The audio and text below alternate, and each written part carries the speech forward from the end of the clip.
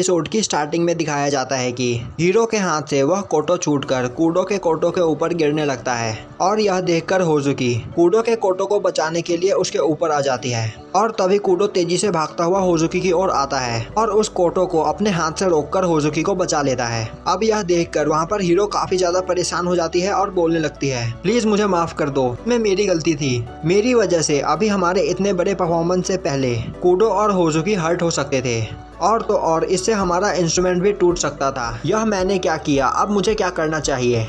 और अब कुराटा हीरो के पास आता है और बोलता है, हीरो मेरी बात ध्यान से सुनो, इसमें परेशान होने की कोई जरूरत नहीं। मेरे अपर क्लासमेट ने मुझसे एक बार कहा था कि यह स्टेज परफॉर्मेंस हमारे लिए रिवॉर्ड होता है क्योंकि हमने इसी परफॉर्मेंस के लिए इतनी ज़्यादा मेहनत की है, तो हमें यह परफॉर्मेंस करते हुए इसे एंजॉय करना चाहिए क्योंकि हमारे लिए यह एक रिवॉर्ड है। हम लोगों ने इस परफॉर्मेंस के लिए काफ़ी ज़्यादा मेहनत की है, तो हमें यह रिवॉर्ड अच्छे से एंजॉय करना चाहिए। तुम समझ रही हो ना मैं क्या कहना चाहता हूँ। और अब कुराटा की बात सुनकर वहाँ पर हीरो और बाकी सब काफ़ी ज़्यादा खुश होते हैं। वहीं पर कूडो एक जगह चुपचाप बैठा होता है। अब होजुकी बोलती है, कूडो उन इंस्ट्रूमेंट को बैग से निकाल कर उनकी ट्यूनिंग करने में मेरी मदद करो। और अब कूडो वहाँ पर उन इंस्ट्रूमेंट को बैग से निकालने लगता है, पर तभी वहाँ पर टाकेयामी आकर कूडो को पकड़कर अपने साथ ले जाने लगता है और बोलता है, कूडो मैं तुमसे कुछ बात करना चाहता हूँ। और अब हमें दिखाया जाता है कि टाकेयामी कूडो को अपने साथ टॉयलेट में लेकर आया होता है। कूडो बोलता है, तो यह बात करने की कौन सी जगह है। अब टाकेयामी कूडो का हाथ पकड़ता है और बोलता है, तुम्हें काफ़ी ज़्यादा चोट लगी है, तो मेरी बात ध्यान से सुनो, आज के कंपटीशन में तुम परफॉर्म नहीं करोगे। तुम्हें यहाँ से सीधा फर्स्ट एड स्टेशन जाना है और वहाँ पर अपने हाथ का इलाज करवाना है। कूडो बोलता है, यह तुम क्या बोल रहे हो, मुझे उतनी ज़्यादा चोट नहीं लगी है। टाकेयामी बोलता है, तुम सच में एक बेवकूफ़ हो और मुझे इससे कोई लेना देना नहीं कि तुम्हारा हाथ ठीक है या नहीं, पर अगर स्टेज पर परफॉर्मेंस करते वक्त तुम्हारे हाथ में कुछ हो गया तो उसकी रिस्पॉन्सिबिलिटी मेरे सर पे आएगी। कूडो बोलता है, तुम चाहे मुझसे कुछ भी कहो पर मैं वह परफॉर्मेंस ज़रूर करूँगा और अगर स्टेज पर मेरे हाथ में कुछ होता है तो उसकी रिस्पॉन्सिबिलिटी मेरी होगी क्योंकि यह परफॉर्मेंस करने के लिए मैं खुद जा रहा हूँ। टाकेयामी बोलता है, तुम सच में एक बेवकूफ़ हो, यह कंपटीशन नेशनल्स के क्वालिफायर्स नहीं है, जो तुम्हें इसमें परफॉर्म करना है तो है। अगर तुम इस परफॉर्मेंस में परफॉर्म नहीं करोगे तो भी चलेगा, इस वक्त तुम्हें अपने हाथ पर ध्यान देना चाहिए। तो मेरी बात मान लो, बाकी सब तुम्हारे बिना भी यह परफॉर्मेंस कर सकते हैं, तो तुम यहाँ से सीधे फर्स्ट एड स्टेशन जाओ। और अब मैं सभी को तुम्हारे हाथ के बारे में बताने के लिए जा रहा हूँ। पर तभी कूडो टाकेयामी को रोकता है और बोलता है, तुम इस बारे में किसी को बताने के बारे में सोचना भी मत, और मेरे हाथ में कुछ भी नहीं हुआ है, तो मैं यह परफॉर्मेंस जरूर करूंगा। टाकेयामी बोलता है, मुझे नहीं पता था कि तुम कोटो को लेकर इतने ज़्यादा सीरियस हो, आखिर तुम यह सब क्यों कर रहे हो। अब कूडो चिल्लाता हुआ बोलता है, मुझे उन सभी के साथ कोटो प्ले करना अच्छा लगता है। मैं उन सभी को एक जगह से बैठकर कोटो प्ले करता हुआ नहीं देखना चाहता, बल्कि मैं उनके साथ कोटो प्ले करना चाहता हूँ और मैं ये परफॉर्मेंस जरूर करूँगा। तो तुम मेरे हाथ के बारे में किसी को नहीं बताओगे। और अब हमें दिखाया जाता है कि कुराटा बाहर से खड़ा होकर उनकी सभी बातें सुन रहा होता है और अब कूडो वहाँ से बाहर निकलता है और जाने लगता है। वहीं कुराटा एक दीवार के पीछे से छुपकर कूडो को देख रहा होता है। और अब हमें दिखाया जाता है कि टाकेयामी की बात सुनकर कूडो काफ़ी ज़्यादा गुस्से में होता है और अब टाकेयामी वहाँ से बाहर आता है। तभी वह कुराटा को वहाँ खड़ा देखता है। कुराटा बोलता है, आखिर तुम्हारी प्रॉब्लम क्या है। टाकेयामी बोलता है, तो तुमने सब कुछ सुन लिया, यह अच्छा हुआ, तो फिर मैं कूडो की जिम्मेदारी तुम्हारे ऊपर सौंपता हूँ। अब कुराटा बोलता है, तो क्या टाकेयामी, क्या तुम हमें हमेशा टेस्ट करते रहते हो। तुम हमारी सभी गलतियों को देखते हो और तुम उसे सुधारने की कोशिश भी करते हो, पर तुम उसकी रिस्पॉन्सिबिलिटी नहीं लेना चाहते। टाकेयामी बोलता है, सॉरी, पर चाहे मैं जितना भी अनदेखा क्यों ना करूं, मुझे तुम लोगों की गलतियां दिखी जाती है और तुम्हारी गलतियों को ठीक करना मेरी रिस्पॉन्सिबिलिटी है। कुराटा बोलता है, तो फिर तुम कूडो को सीधा फर्स्ट एड स्टेशन क्यों नहीं लेकर गए। टाकेयामी बोलता है, मैंने इस बारे में सोचा ही नहीं, नेक्स्ट टाइम मैं उसे सीधा फर्स्ट एड स्टेशन लेकर जाऊँगा। और अब टाकेयामी वहाँ से चला जाता है। वहीं पर कुराटा कूडो के हाथ के बारे में सोचकर काफ़ी ज़्यादा परेशान हो जाता है और सोचने लगता है अब उसे क्या करना चाहिए। और अब हमें दिखाया जाता है कि कूडो हॉल के बाहर बैठा होता है। वहीं उसका हाथ अब काफ़ी ज़्यादा सूज चुका होता है और तभी कूडो के पास साने का फ़ोन आता है। वहीं साने काफ़ी ज़्यादा गुस्से में होता है और बोलता है, बेवकूफ़, इतनी देर से तुम कहाँ हो। हम सभी लोगों ने अपने इंस्ट्रूमेंट तैयार कर लिए हैं और हम सभी तुम्हारा इंतज़ार ट्यूनिंग रूम में कर रहे हैं। हमारी परफॉर्मेंस अभी बस कुछ ही देर में स्टार्ट होने वाली है, तो फिर तुम जल्द से जल्द यहाँ पर आओ। और अब कूडो बोलता है, प्लीज़ साने, मुझे माफ़ कर दो, आज सुबह मैंने मेरी आंट का बनाया हुआ ब्रेकफास्ट खा लिया था और इस वजह से मेरा पेट खराब हो गया है, पर मैं परफॉर्मेंस के टाइम तक वहाँ पर पहुँच जाऊँगा। और अब कूडो फ़ोन काट देता है। अब हीरो बोलती है तो कूडो ने क्या कहा। साने बोलता है अभी इस वक्त कूडो की हालत काफ़ी ज़्यादा ख़राब है, पर वह परफॉर्मेंस के टाइम तक यहाँ पर आ जाएगा। वहीं पर एक जगह खड़ा कुराटा इस बारे में सोचकर काफ़ी ज़्यादा परेशान हो रहा होता है। वहीं कूडो के हाथ की हालत काफ़ी ज़्यादा ख़राब होती है और अब वह अपनी उंगलियां भी मुश्किल से हिला पा रहा होता है। और अब कूडो को याद आता है कि उसने इस परफॉर्मेंस के लिए कितनी ज़्यादा प्रैक्टिस की थी। और तो और आज वह अपने ग्रैंडफादर के कोटो पर यह परफॉर्मेंस परफॉर्म करने वाला था। और अब हमें दिखाया जाता है कि उनके परफॉर्मेंस की बारी आ चुकी होती है। वह सभी लोग अपने कोटो इंस्ट्रूमेंट को उठाकर स्टेज की ओर लेकर जा रहे होते हैं। वहीं वह सभी कूडो को लेकर काफ़ी ज़्यादा परेशान हो रहे होते हैं। वहीं पर ताकेयामी भी एक कोटो इंस्ट्रूमेंट को उठाकर लेकर जा रहा होता है। और अब ताकेयामी बोलता है यह काम मुझे क्यों करना पड़ रहा है। कुराटा बोलता है प्लीज़ कंप्लेन करना बंद करो। वहीं कुराटा सोच रहा होता है कि कूडो के हाथ में सच में काफ़ी ज़्यादा चोट लगी है, तो क्या मुझे उसे यह परफॉर्मेंस परफॉर्म करने से रोकना चाहिए। पर मैं भी सभी के साथ मिलकर कोटो परफॉर्म करना चाहता हूँ। मुझे जल्द से जल्द कोई डिसीजन लेना होगा। और अब वहाँ पर कुराटा रुक जाता है और बोलता है सभी लोग मेरी बात ध्यान से सुनो। मैं तुम्हें यह बताना चाहता हूँ कि कूडो। और तभी कूडो बोलता है लेट आने के लिए मैं माफ़ी चाहता हूँ। वहीं पर कूडो ने अपना वह हाथ अपने जेब के अंदर डाल रखा होता है। और अब कूडो को देखकर वहाँ पर सभी लोग उस पर चिल्लाने लगते हैं और बोलते हैं आखिर तुम इतनी लेट क्यों आ रहे हो। क्या तुम्हें पता है हम तुम्हारे लिए कितना ज़्यादा परेशान हो रहे थे। बेवकूफ़, तुम्हें नहीं पता कि अगर तुम यहाँ पर नहीं आते तो हम तुम्हारे बिना यह परफॉर्मेंस कैसे परफॉर्म करते। आखिर हम लोगों ने इस परफॉर्मेंस के लिए इतनी ज़्यादा मेहनत की है और तुम हमें इस तरीके से डरा रहे हो। मित्सु बोलता है तो क्या अब तुम्हारी हालत ठीक है। कूडो बोलता है हाँ। तभी होजुकी बोलती है अच्छा हुआ तुम टाइम पर आ गए। तुम्हें नहीं पता कि इस परफॉर्मेंस में अगर एक भी पर्सन मिसिंग हो तो हमारी पूरी परफॉर्मेंस खराब हो सकती है।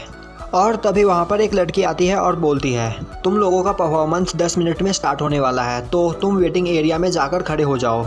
और अब कुराटा कूडो के पास आता है और बोलता है कूडो चलो फिर हम अपने इस परफॉर्मेंस को हमारा बेस्ट परफॉर्मेंस बनाते हैं। और अब यह सुनकर कूडो काफ़ी ज़्यादा खुश होता है। अब हमें दिखाया जाता है कि वह सभी स्टेज के पीछे खड़े होते हैं। वहीं वह सभी लोग काफ़ी ज़्यादा नर्वस होते हैं और काँप रहे होते हैं।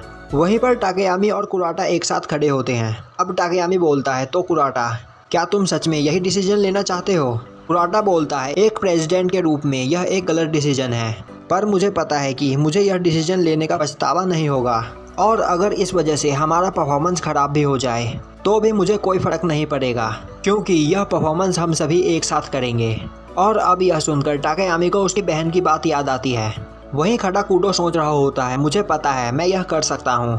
पास्ट में मैंने काफ़ी गंदी फाइट की है और उन फाइट्स में मेरी हालत काफ़ी ज़्यादा ख़राब हो जाया करती थी, पर फिर भी अंत में मैं ही जीते करता था और यह पेन तो उसके सामने कुछ भी नहीं है।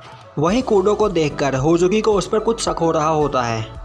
और अब उनके परफॉर्मेंस की बारी आ जाती है। वहीं पर साने, मित्सु और कोटा की हालत ख़राब होती है। और अब हमें दिखाया जाता है कि ऑडियंस में बैठी काजुसा बोल रही होती है अब टोको से स्कूल की परफॉर्मेंस आ चुकी है।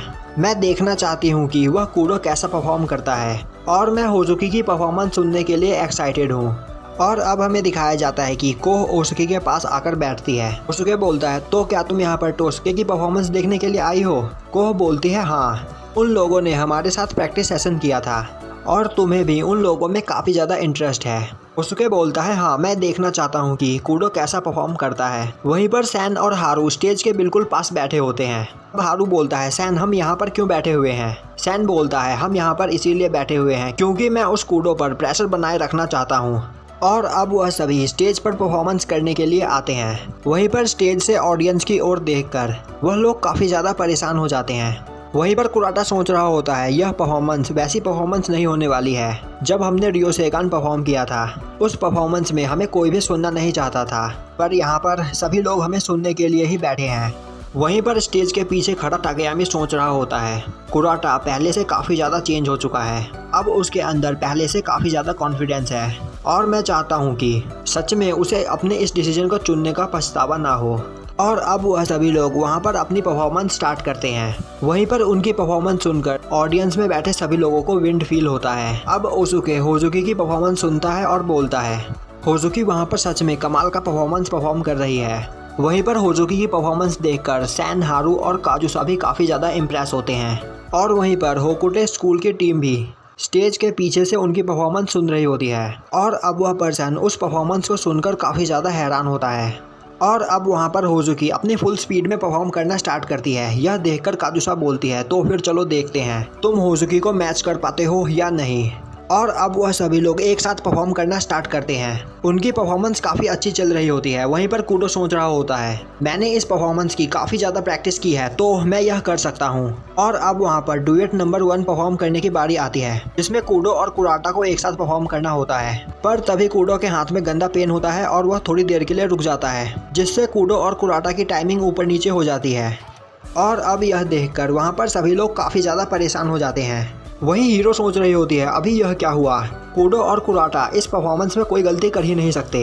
होजुकी सोच रही होती है कि कूडो अभी अपनी प्रैक्टिस से काफ़ी अलग परफॉर्म कर रहा है, आखिर उसे हो क्या गया है। और अब होजुकी कूडो की ओर देखती है और तभी होजुकी की नज़र कूडो के चोट पर जाती है। और यह देखकर होजुकी वहाँ पर काफ़ी ज़्यादा परेशान हो जाती है और सोचने लगती है, यह सब कुछ मेरी वजह से हुआ है। कूडो ने उस वक्त मुझे प्रोटेक्ट किया था, इसी वजह से उसके हाथ में वह चोट लग गई। अब मुझे क्या करना चाहिए। और अब वहाँ पर होजुकी की टाइमिंग भी ऊपर नीचे हो जाती है और अब वहाँ पर उनकी परफॉर्मेंस पूरी तरीके से ख़राब हो चुकी होती है। कुराटा सोच रहा होता है, अब मुझे क्या करना चाहिए, यह मेरा डिसीजन था।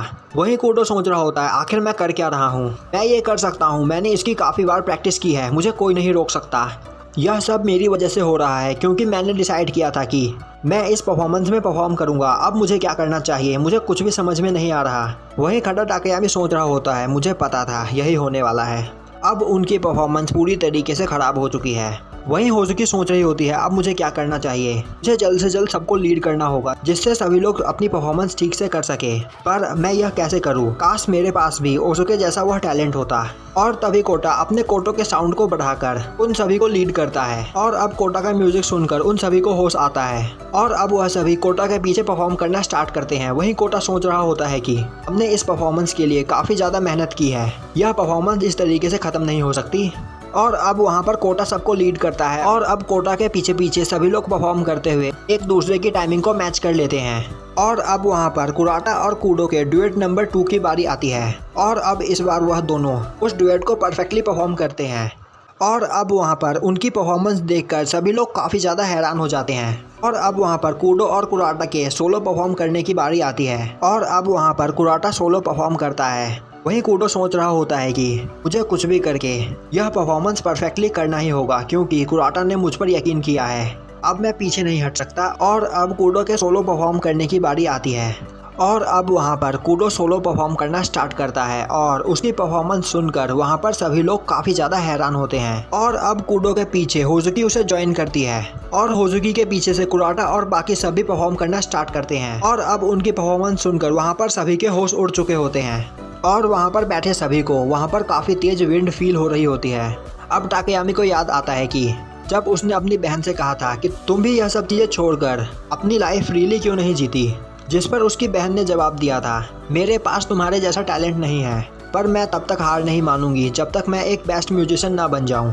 और अब यहाँ पर उनकी परफॉर्मेंस ख़त्म होती है। वहीं पर उनकी परफॉर्मेंस सुनकर सभी लोग काफ़ी ज़्यादा हैरान होते हैं और यहीं पर हमारा सीज़न 1 और एपिसोड 13 ख़त्म हो जाता है। तो भाई लोग कमेंट करके बताओ कि यह वीडियो आपको कैसी लगी। अगर वीडियो अच्छी लगी तो लाइक करें, चैनल पर नए हो तो सब्सक्राइब करें और बेल नोटिफिकेशन को ऑल पे कर दें, जिससे हमारी आगे आने वाली वीडियोस आपसे मिस ना हो। तो मिलते हैं नेक्स्ट वीडियो में।